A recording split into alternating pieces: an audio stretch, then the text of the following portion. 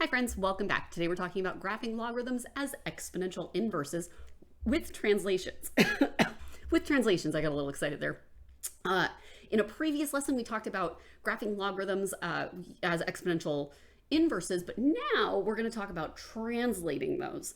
So first things first, let's do a quick refresh on this. You want to figure out your inverse base graph, and you could do that by setting x and y or set f of x equal to y, and then swap your x and your y and find your inverse. But this is an easier way to do it. Your inverse base graph here is just where you find your x. We're going to look at the base on the logarithm attached to it. So it's y equals 2 to the x power. This one, we found the x, and the base of our logarithm is 1/2. So y equals 1/2 to the x power.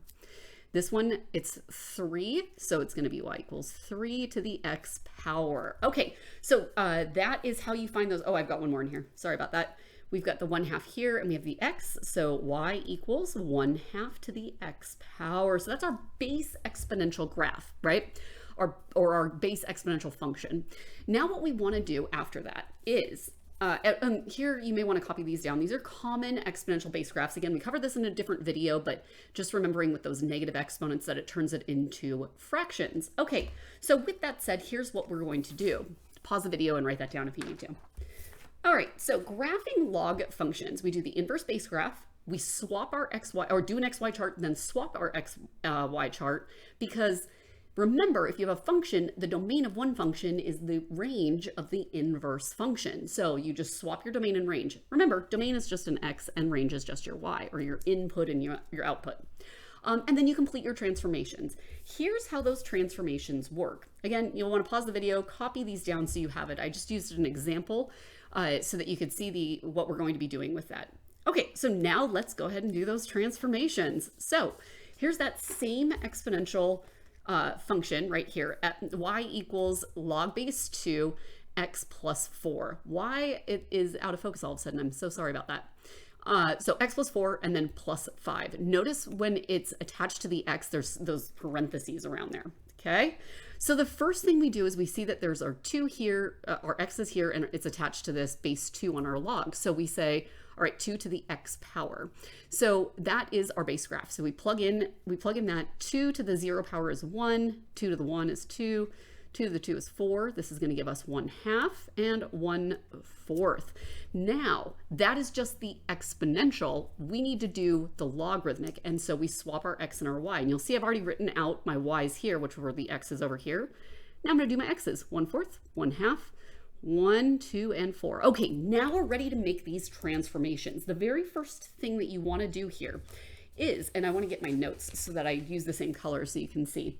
Oh, conveniently green is the first one. So we use some green here.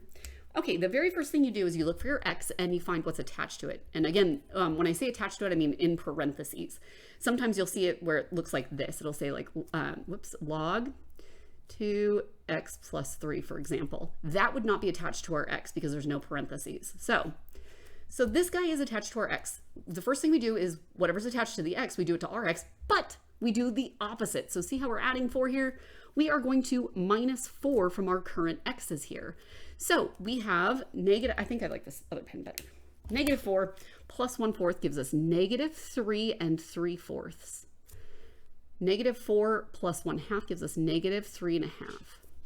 Negative 4 plus 1 gives us negative 3, and negative 4 plus 2 gives us negative 2, negative 4, and then 0. Okay, so that is the first thing that we do. The next thing that we do is we look to see if we're multiplying anything. And in this case, we're multiplying our output by 3. So what we want to do is the same thing there. And I think this one was in purple. So I'll try and do it in purple so you can see. Yeah, I gotta find a purple pen. There we go. So we're gonna multiply our output by 3. Multiply this by 3, and we get negative 6, negative 3, 0, 3, and 6. Bam, perfect. So we have minus 4, because we do the opposite, multiplied by 3. Now the last step is this thing at the end. We're going to add 5 to our output. So in that case, that one was done in pink, so I'll make sure that we do that in pink here. So we're going to say plus 5. So we take our new information here and we add 5. So we get negative 1, positive 2, 5, 8, and 11. So in order for us to graph this guy right here, our new XY chart is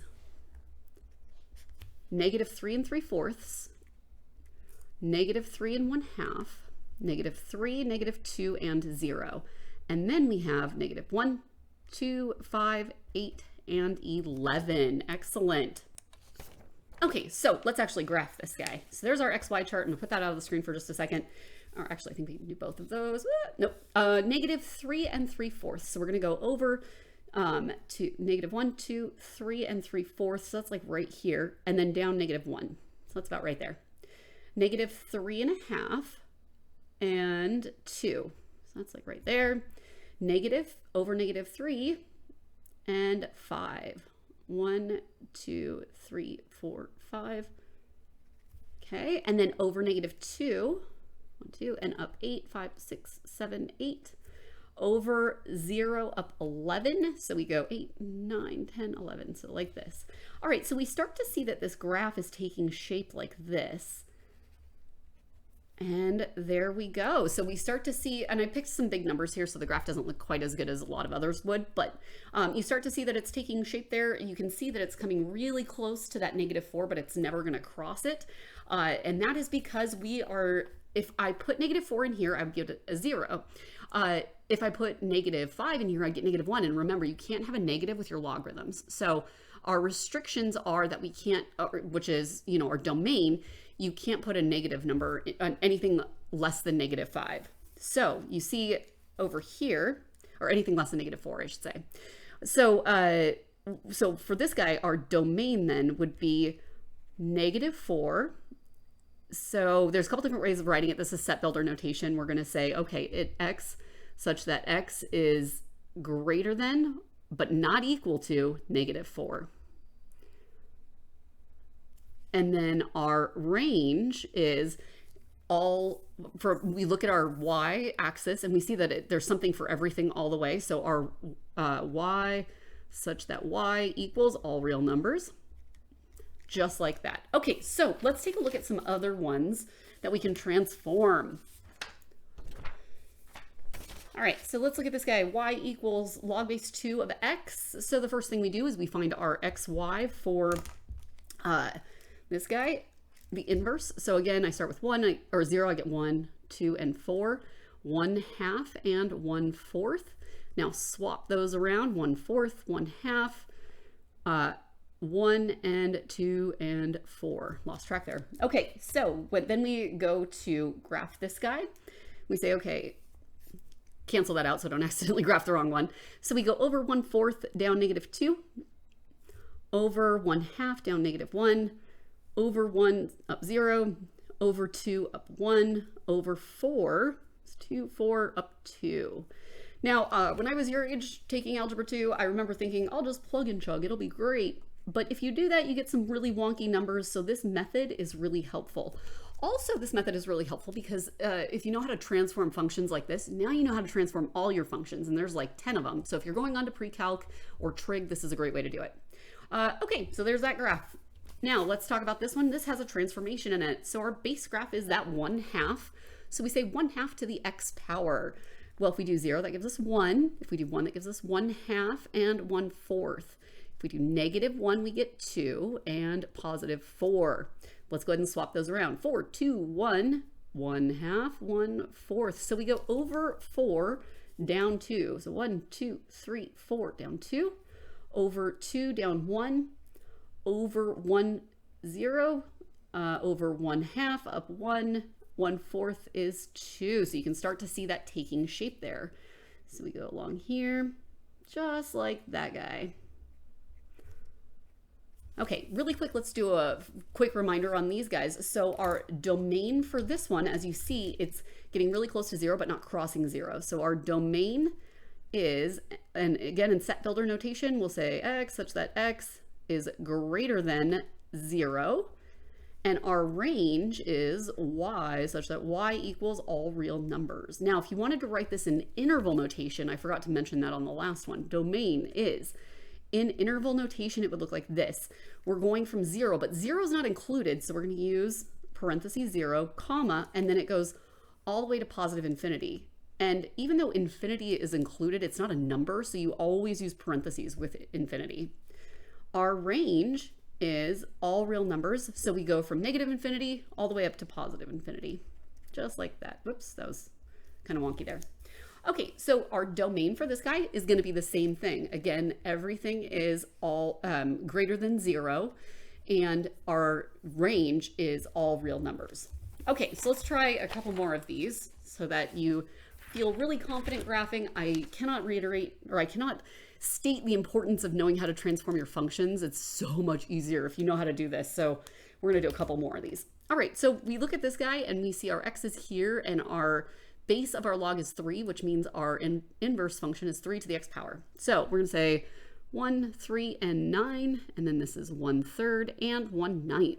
All right, let's swap our domain and range. 1/9, 1/3, 1, 3, and 9. Okay, so now we've got to do some transformations here. So remember I said the first thing you do is whatever's attached to your x, you do it to your x, but you do the opposite. So this is +9, so we're going to -9 from here.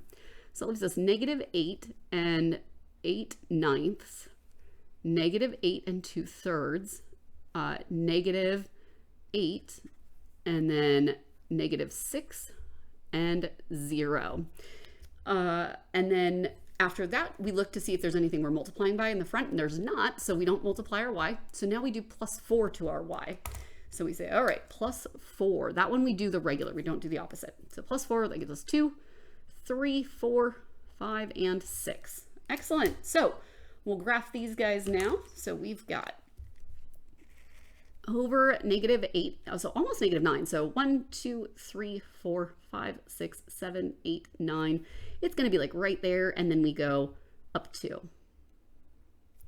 Now over -8 and 2/3, which is here, and up 3. 1, 2, 3. Over -8 and up 4. And then over -6. So this is 1, 2, 3, 4, 5, 6. I don't want to mess up my counting. Up 5, 3. Oh, that's from a previous, that's an accidental dot there. And then over 0, up 6. Over 0, up 1, 2, 3, 4, 5, 6. Off the graph, man. Okay, so we've got this guy that looks like this. Oh, I missed the dot. Sorry. I missed that dot right there. So our graph is going to look like this. So let's talk about that domain and that range. So looking at this guy, we've got our domain. You'll see that it comes really close to -9 here, but it doesn't actually cross it. So our domain is x, such that x is greater than -9. You can also write that as -9 is not included, so we use parentheses, to positive infinity. Our range is, there's no restriction on what we're getting out, so it is all real numbers. So y, such that y equals all real numbers. And that would be -infinity to positive infinity. Okay, I got one more here for you just so that you can make sure you're feeling really confident about this. Make sure I've got all that. All right, so looking at this guy, what we can do is say, looking at this one, we see x is attached to that -1, or is attached to that 1/2 there.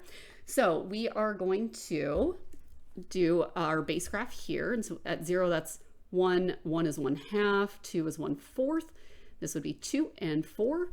Now let's do the inverse. So we swap our domain and our range. So we get 4, 2, 1, 1/2, 1/4. Okay, so we've done everything there. Now we look to see, is there anything attached to our x? And there is. There is a +5. So then we do it to our x, but we do the opposite. So -5. So that gives us -1. Put a little line there. -1, -3, -4, -4.5, -4 3/4. Ooh, so it looks like we're getting real close to -5, but we're not actually crossing it. Okay, next after we do our x is we look to see if we're multiplying by anything, and we're multiplying by a -1. So we do that to our y. So we're going to multiply by -1. So that gives us 2, 1, 0, -1, -2. All right, so now we're ready to graph our function here. So if we've got this guy, so we got -1, 2. So over -1, up 2. over negative 3 up 1. So 1, 2, 3 up 1. Over negative 4 up 0. Over negative 4.5. So that's 4.5. And down negative 1. And then over negative 3. And oh, I wrote 3 halves there. That should be 3/4. My bad. Sorry about that. So over negative 4, almost negative 5, and then down negative 2. So again, you see that it's getting really close to that negative 4, or I'm sorry, negative 5. Can't talk today, but it's not actually crossing it. So what does that mean for our domain? Well, our domain then is x such that x is greater than, but not equal to, positive or negative 5 there. Negative 5. You can also write that as negative 5, comma, positive infinity, because it keeps going all the way. And our range is y such that y equals all real numbers. You'll notice on these logarithms, your range is always going to be all real numbers. That's because on your domain, remember your domain and range switch, and your domain for exponential is all real numbers. Hopefully this helped clarify some of it. If you have any questions, let your teacher know. Otherwise, we'll see you next time.